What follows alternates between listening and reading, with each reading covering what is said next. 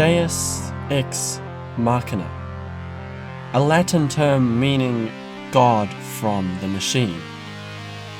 But why does Ex Machina carefully sever that statement? Why does it remove the Deus, the God? Hi guys, my name is Nick, and today we're going to look at automation and simulation, man and machine. Today, we're going to look at Ex Machina.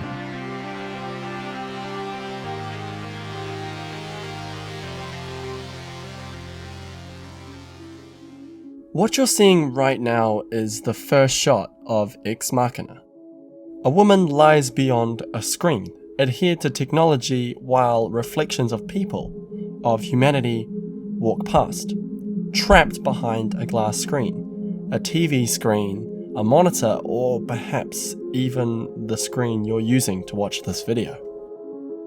The screen is one of Ex Machina's most common recurring symbols, to make a character appear to be observed or to separate characters by a difference in humanity. But the screen, in my opinion, is most often used to show a divide between us and technology. A divide that Ava starts to shift in between, as she is so unmistakably robotic in her appearance, but so human in her actions.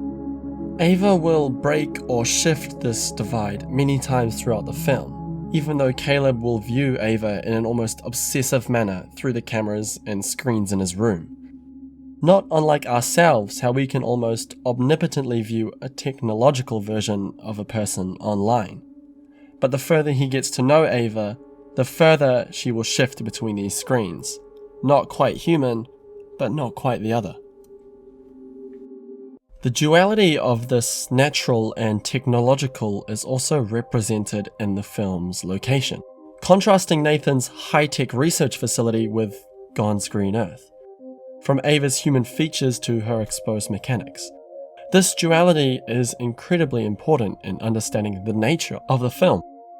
Nathan believes himself to be a Deus Ex Machina, a god from the machine, a god made from his technology, creating the evolution of AI, Ava, a name in reference to Eve from the Bible.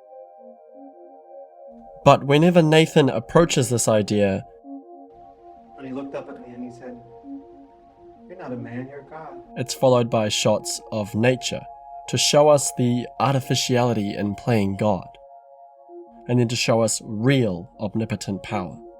Artificial and real. This brings us to the centerpiece of Ex Machina, Ava. Ava represents the film's curiosity with consciousness. We can see her, hear her, and empathize with her, but we cannot know what she is thinking, or more importantly, if she is thinking. As Caleb says, to ask Ava only questions in a sense is the same as asking a chess machine if it's playing chess by only playing chess. How do you know that Ava is thinking if she's only asked questions that any machine could replicate and respond to? How do you distinguish the idea of simulation, only mimicking action, to actualism, to moving beyond the idea of that action? Now this is broken down in a single painting. Jackson Pollock's painting number 5, 1948. At first glance, this work seems to be a mess, a canvas of random drops. But its point is more profound. Pollock believed that every drip placed on that canvas was placed there by his subconscious with no rational thought, simply because it felt like it needed to be there. Ex Machina uses Pollock's painting to represent subconscious. Nathan's failed attempt at AI, Kyoko, cannot understand the significance of this painting, because she's just a simulation. A mimic could not understand. A computer without thought could never enter a state of actualism, where not without purpose, but not without an intent, could something guide itself to create. A place of feeling, not just knowing what color is, but feeling color. That's the difference between a line of code and a line of thought. Ava walks along this line. Her wetware is perhaps the most profound look into her sense of processing, an almost living, constantly reconstructing liquid code on a molecular level. Random, structured, chaotic, and fixed. An evolution of processing. A consciousness sourced from millions of our online searches, funneled through a search engine and created into thoughts, sights, smells, and experiences. A single thought created from humanity's continued addiction to technology. Its unconscious digital mind. Deus Ex Machina. Ex Machina deliberately removes the most important part of that statement, because there is a God in the film, but it isn't from the machine. I'm one. One what? 1 year or 1 day? One. This line of dialogue is something I missed the first time round. Ava is one, the completed. The one to kill her God, to finish her own evolution, to take the best from her predecessors and clothe herself. The one to become the last. From simulation to consciousness. Now the title is clear. Ava is not a god from the machine.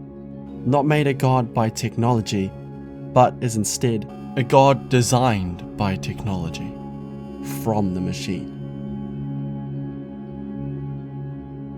The first shot of the film was a woman behind a screen.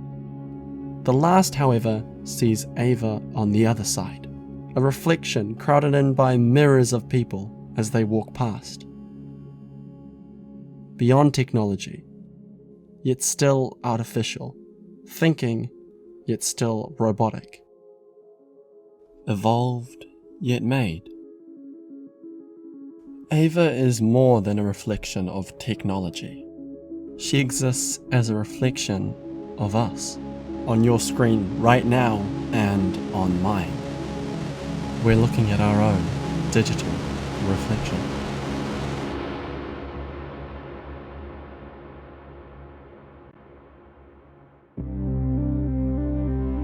Hi guys, thank you so much for watching. I wanted to just say a massive thank you to you guys for what happened last week.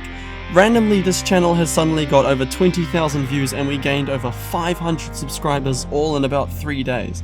I'm not sure why it happened, but thank you all for subscribing, and thank you everyone who's been here since the start. This is crazy and it's so cool. So I tried a lot of new things in this video, a lot of new editing techniques to try and improve what I do here, and I think this one is really cool and I'm really proud of it. So anyway, thank you so much for watching. Thank you so much for subscribing. I still can't believe it. It's crazy. Just thank you guys.